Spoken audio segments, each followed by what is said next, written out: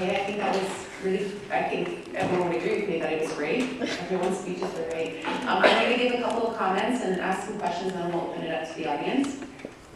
And I'm going to sort of make them general so you guys can choose which ones you want to address. So, I think in all three of your presentations, justice was sort of the central concept. It was this universal justice was sort of the central concept of how we're trying to talk about effective solidarity, the type of solidarity we need, real solidarity with the Palestinian people, and with all of our struggles globally. One of the things that I wanted to ask about is the concept of sectarianism and the politics of denunciation. So right now in the current Palestinian solidarity scene internationally, it's not as it was 20, even 40 years ago among Palestinian communities, where our elder generations could barely put up Palestinian flags in some countries because it was deemed illegal or represented terrorism, and now Palestine sort of become this hot, sexy topic all over the world, and everyone's wearing kafta, right? So now we see a lot more forces and players claiming to be these representative groups or representative people. I represent the Palestinians, or I represent Palestine, because there's so many different organizations and so many different frameworks of solidarity. And the sectarianism that takes place between them really involves an element of the politics of denunciation. You are less effective because of this, you're less Palestinian because of this, you're less Muslim because of this, you're less Arab because of this. And it really sort of inhibits us from being able to talk about holistic community building, holistic community work, solidarity work that centers justice at the center of our work. And so I wanted to ask you guys, how can we start to sort of negotiate the terms of justice among our allies, whether it's Palestinian or Palestinian allies or allies in general, whether it has to do with Palestine or not, and how do we negotiate those terms within the concept of justice-centered activism and universal principles of justice and liberation. The second point that I wanted to raise is that, actually all three of you touched on it also, should I mention that right now we're sort of living in a time in which the lines between the oppressor and the oppressed are even more blurred than before. And a lot of the organizations that claim to be nonpartisan, we're neutral, we're not taking sides, we're not going to talk about whether we're pro-Palestinian or pro-Israeli, they sort of are taking an approach which falls into a neo-imperial or neoliberal framework of how we're looking at struggles and social justice. And so one of the things that's really been complicated in our struggle, and I think a lot of third world struggles, particularly at this time, is sort of the civilizing aspect, the diplomatic aspect of our oppressors. Them coming to us and saying, we're not all that bad, we're coming in a blue suit, we want you to come to the table and discuss things with us.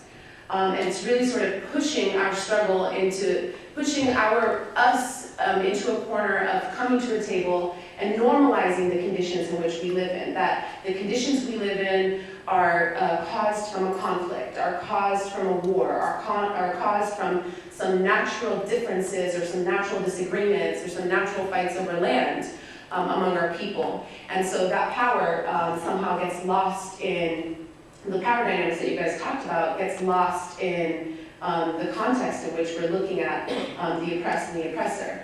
You guys all spoke about that, but what I would ask you is, how do we as young people address it within the neo-imperial framework in which the oppressor doesn't necessarily have the image of the man in the military suit?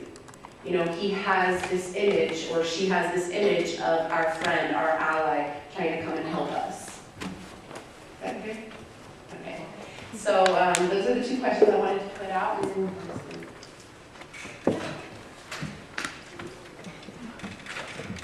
And if you ask that question, things become a lot clearer. Is it for the petty bourgeoisie, the landlord? Is it for the corporations? Is it the folks that are living in the settlements? Is it the folks that are living comfortably while people are struggling and going through the checkpoints? Or is it for a particular,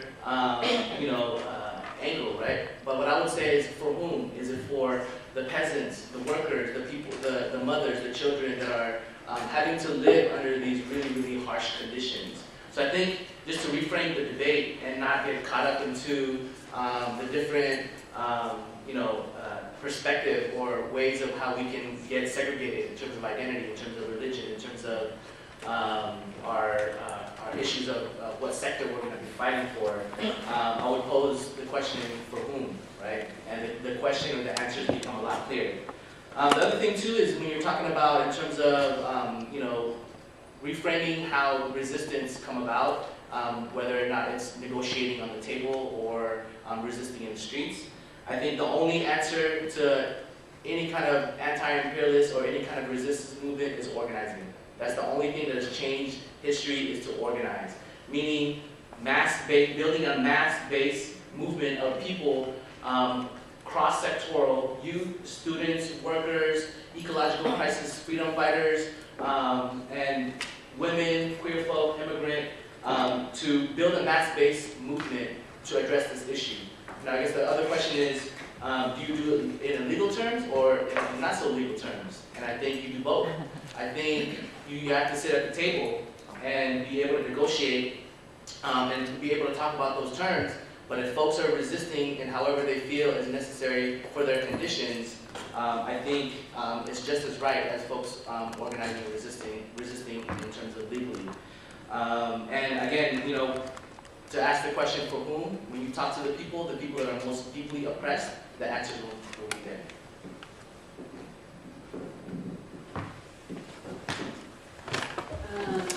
On the first question, politics of denunciation, sectarianism, again, I would just echo what Armel said, is not just for whom, but what is the goal?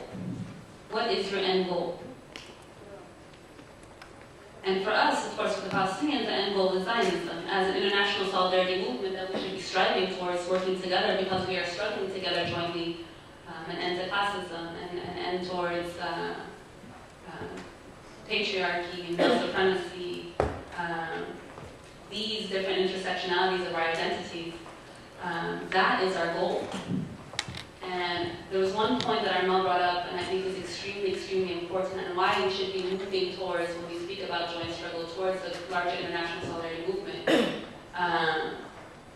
is a lot of us, and I'm seeing not only that the issue of nonprofits sort of institutionalizing struggle and taking away struggle, because now we're just basing our work, our strategies on what our funders are telling us, but we're also in our different little groups, depending on how you identify yourself, which is fine, which is okay, but at the same time we become so involved within our own communities that we forget that we're all fighting against similar enemies.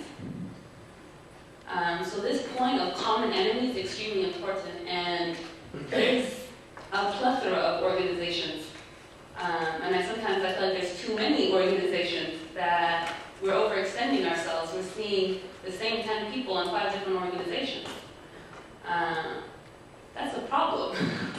If we really want to use all the resources that we have, we're underfunded, we're overworked, all these issues, we need to think strategically about how we're organizing.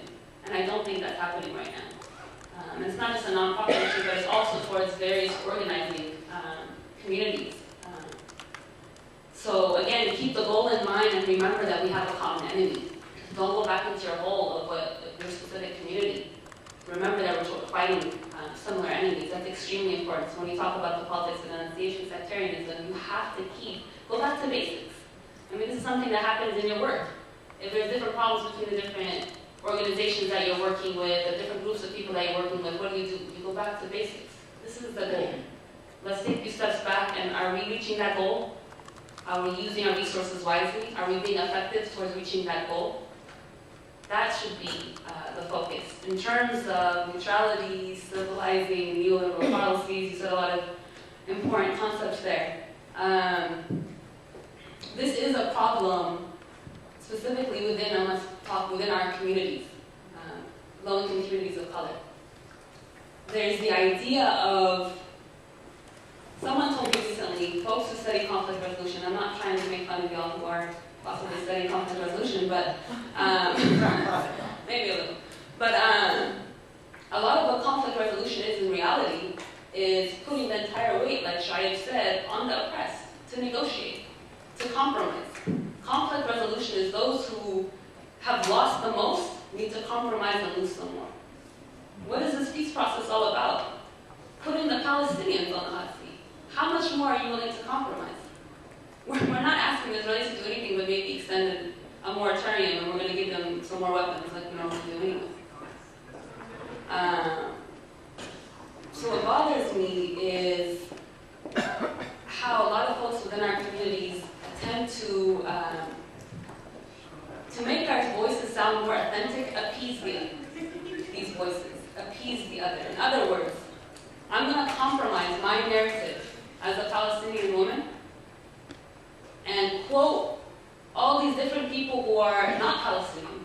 I'm not saying that people who are not Palestinian are not quotable. But the point is, I need to quote someone else to make my struggle worthy to you. That's a huge problem.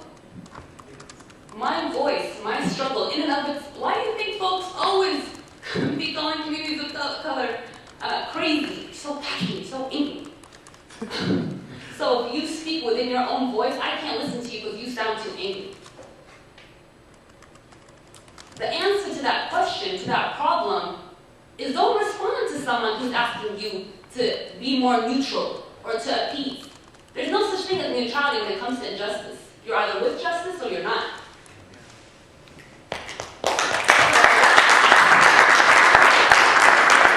How we move forward is continue to speak your own narrative of truth.